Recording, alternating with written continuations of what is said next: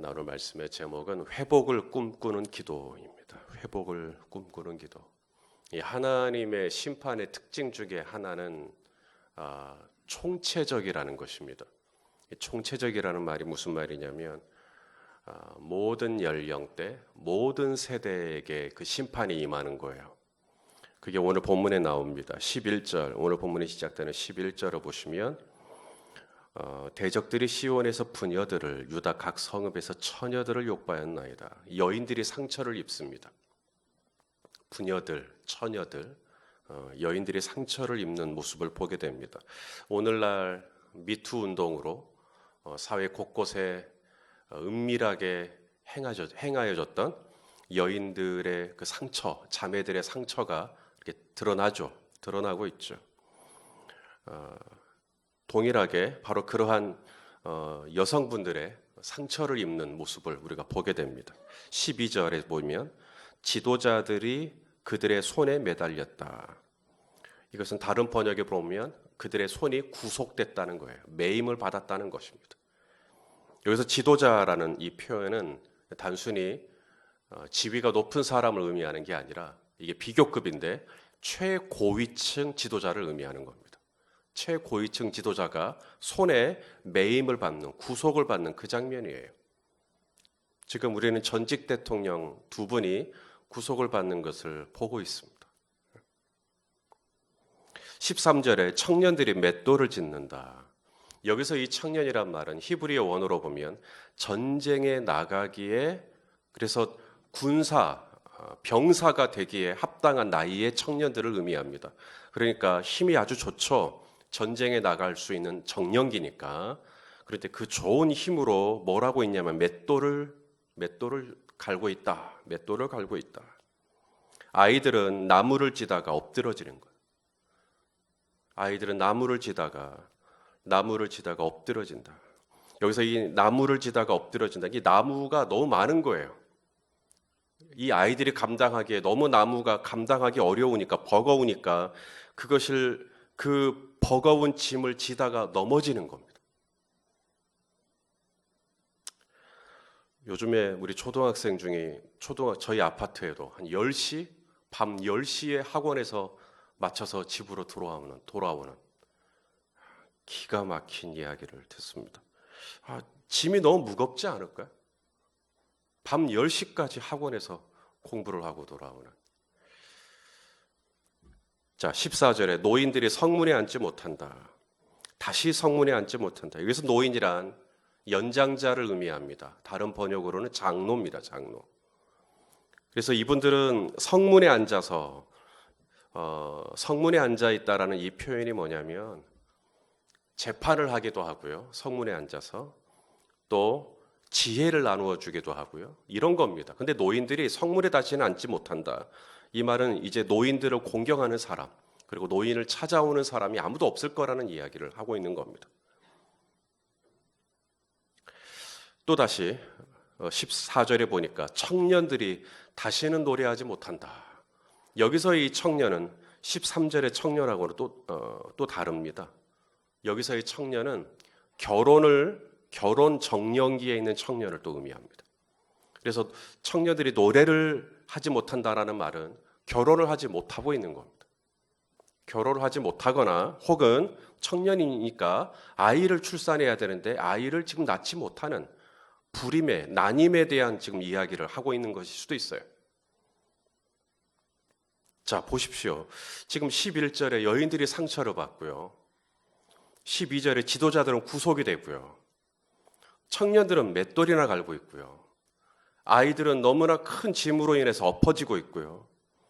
노인들은 공경을 받지 못하고, 결혼 정력에 있는 청년들은 시집장가도 못 가고 있고, 결혼을 했지만 아이를 낳지 못하고 있는, 지금 이 얘기가 어디 먼 나라 이야기입니까? 딴 나라 얘기입니까? 어쩌면 지금 예레미야가 묘사하고 있는 예루살렘이 심판을 받고 있는 이 총체적인 모든 세대를 아우르잖아요. 어린아이에서 노인에 이르기까지.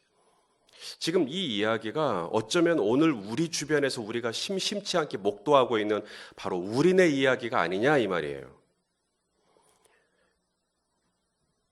우리나라가 1인당 국민소득이 2만 달러라고 세계에 꽤 잘 나가는 나라 중에 하나라고 말은 하고 있지만, 이 예레미야가 묘사하고 있는 심판받고 있는 이 나라에 대한 이야기를 듣다 보면 우리나라가 과연 부상하고 있는 나라냐 아니면 가라앉고 있는 나라냐, 이런 생각을 하게 됩니다.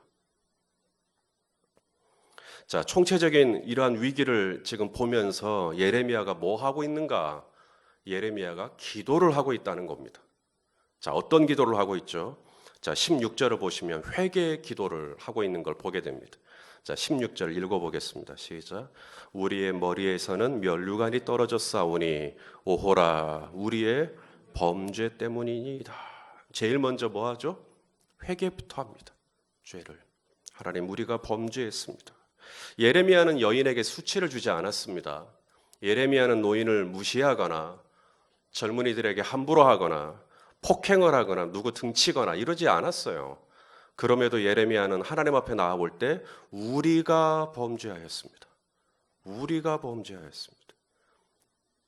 자기 자신도 들어가는 거죠. 이스라엘의 죄는 이스라엘의 죄고 나는 그런 죄를 지은 적이 없다 라고 발을 살짝 빼는 그런 예레미야가 아니라 이 이스라엘의 죄, 이 나라의 죄, 이 민족의 죄를 바로 나의 죄인 것처럼 우리의 죄로 인식하고 하나님 앞에 회개하고 엎드리고 있는 예레미야의 모습을 보게 되죠. 예수님이 십자가에서 하신 일이 바로 이것입니다.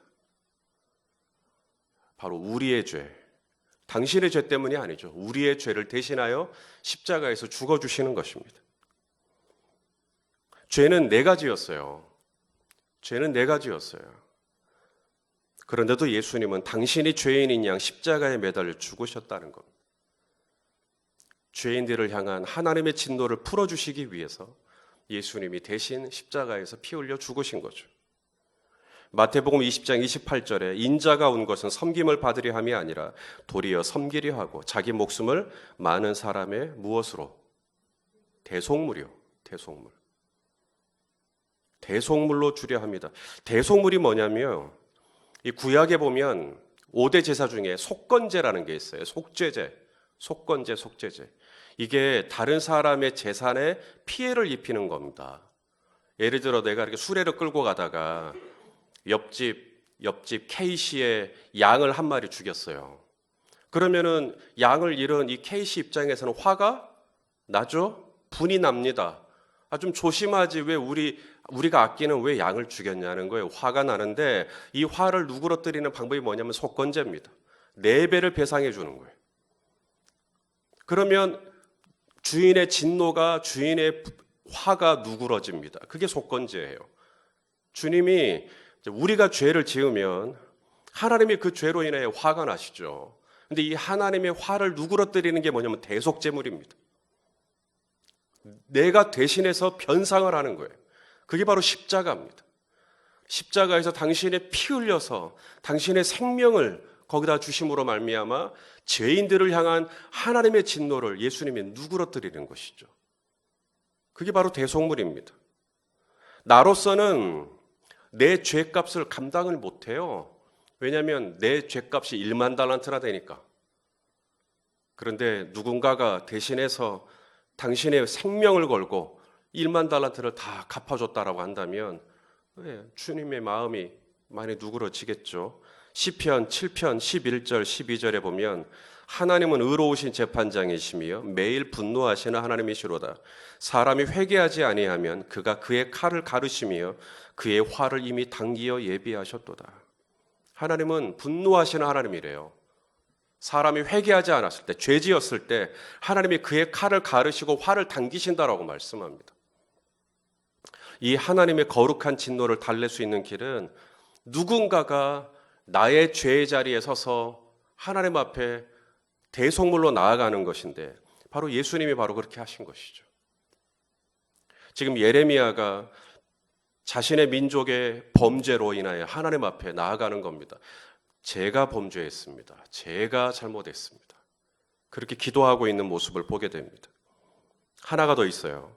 중보기도로 시작을 하는데 19절을 보시면 예레미야의 기도가 이렇게 시작합니다. 같이 한번 보겠습니다. 19절 시작. 여호와여 주는 영원히 계시오며 주의 보좌는 대대에 이르나이다. 자, 예레미야가 부르고 있는 하나님, 그 하나님은 어떤 하나님인가? 지금 예레미야가 목도하고 있는 심판은 아주 총체적인 무너짐입니다. 어린아이도 엎어지고 청년들도 노래를 못 부르지 못하고 노인들은 공경을 받지 못하고 사회 전반적으로 무너지고 있는 이 현실을 보면서도 예레미야는 여전히 보좌에 앉아 계신 하나님을 바라보고 있죠. 보좌라는 말은 심판한다는 얘기예요. 온 땅을 통치하고 다스린다는 이야기입니다.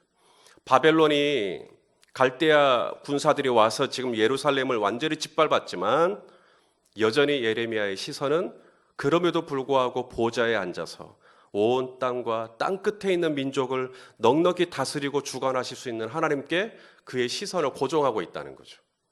그게 예레미야의 기도입니다. 자, 20절을 보시면 예레미야가 이렇게 기도하죠. 주께서 어찌하여 우리를 영원히 잊으시오며 우리를 이같이 오래 버리시나이까. 자, 이 질문을 했다라는 것은 깔려있는 믿음이 뭐죠? 주님은 절대로 우리를 영원히 잊으시는 분이 아니라는 겁니다. 주님은 절대로 우리를 버리시는 분이 아니라는 것을 깔고 있는 겁니다. 예레미야가 여전히 소망 중에 하나님을 바라볼 수 있는 이유, 사회가 전반적으로 다 무너지고 있는 이 민족이 완전히 박살나는 것 같은 이 위기를 보면서도 여전히 예레미야가 그의 시선을 들어 보좌에 앉아 계신 주님을 바라보는 이유는 그분의 성품이 우리를 절대로 이대로 내버려 두시는 분이 아니라는 것을 믿고 있기 때문에 그런 거예요. 그래서 우리를 절대로 잊지 않으시고 우리를 절대로 버리지 않으시고, 그래서 성경은 누가 강하냐? 하나님을 아는 백성이 강하다 이렇게 얘기해요. 다니엘 11장 32절에 오직 자기의 하나님을 아는 백성은 강하여 용맹을 떨치리라. 하나님이 어떤 분인지를 알고 있는 거예요. 예레미야는 하나님은 여전히 보좌에 앉으시고 온 땅을 다스리시고 모든 상황을 주관하시는 하나님이시고, 그 하나님은 절대로 우리를 잊어버리지 아니하시고 우리를 이대로 영영 버려두지 아니하실 하나님, 다른 번역에 보면 우리를 절대 포기하지 않으실 하나님, 그 하나님을 바라보니까 예레미야가 이 가운데서도 여전히 하나님께 그의 시선을 둘 수 있었다는 거예요. 마지막 예레미야의 기도는 무엇인지 보겠습니다. 21절입니다. 21절 회복에 대한 간구를 하죠. 자, 읽겠습니다. 시작. 여호와여 우리를 주께로 돌이키소서. 그리하시면 우리가 주께로 돌아가겠사오니 우리의 날들을 다시 새롭게 하사 옛적 같게 하옵소서. 자, 예레미야가 기대하고 소망하는 회복의 내용이 뭐냐는 거죠. 회복. 지금 21절에 예레미야는 하나님 이 땅을 다시 한번 정치적으로 경제적으로 좀 먹고 살 수 있게, 이제는 막 값을 지불하고 물을 마시고 값을 지불하고 땔감을 구하는 그런 비참한 상황이 아니라 정말 이제는 잘 먹고 잘 살 수 있게 해달라고, 그것이 예레미야가 구하고 있는 회복이 아니라는 겁니다. 21절에 예레미야가 꿈꾸고 있는 회복, 이제 예레미야 애가를 마치면서 그의 슬픔이 막바지에 이르면서 그가 여전히 기대하고 꿈꾸는 소망은 뭐냐면 우리가 주께로 돌아가게 하소서. 이 민족이 다시 주께로 돌아가게 하소서. 이 대한민국이 다시 하나님 앞에 돌아가게 하소서. 이게 지금 예레미야가 소망하는 회복이라는 거예요. 우리가 여호와께 돌아가자. 이게 회복이에요.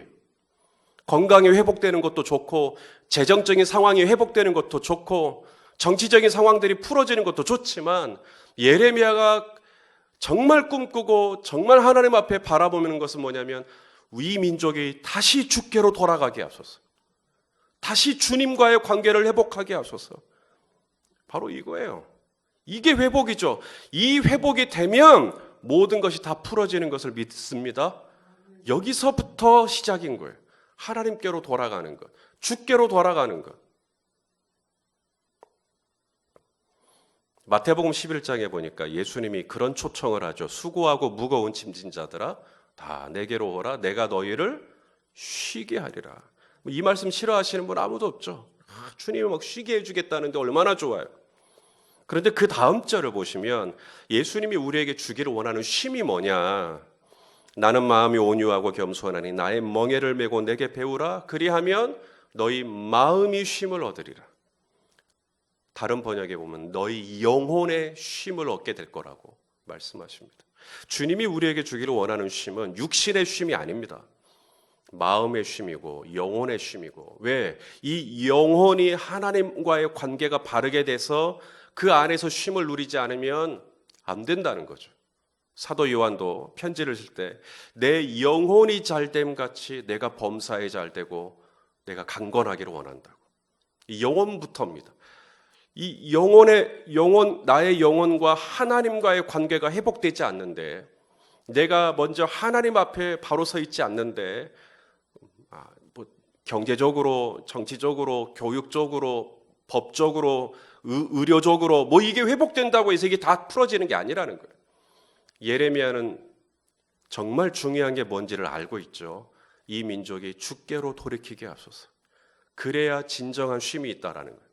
오늘 본문에도 뭐라 그래요? 17절에 우리의 마음이 피곤하다. 우리의 마음이 피곤하다. 이 마음이 쉼을 얻으려면, 우리의 영혼이 쉼을 얻으려면 방법은 하나밖에 없는데, 우리가 주께로 돌아가자. 우리가 여호와께 돌아가자라고 말씀하시는 겁니다.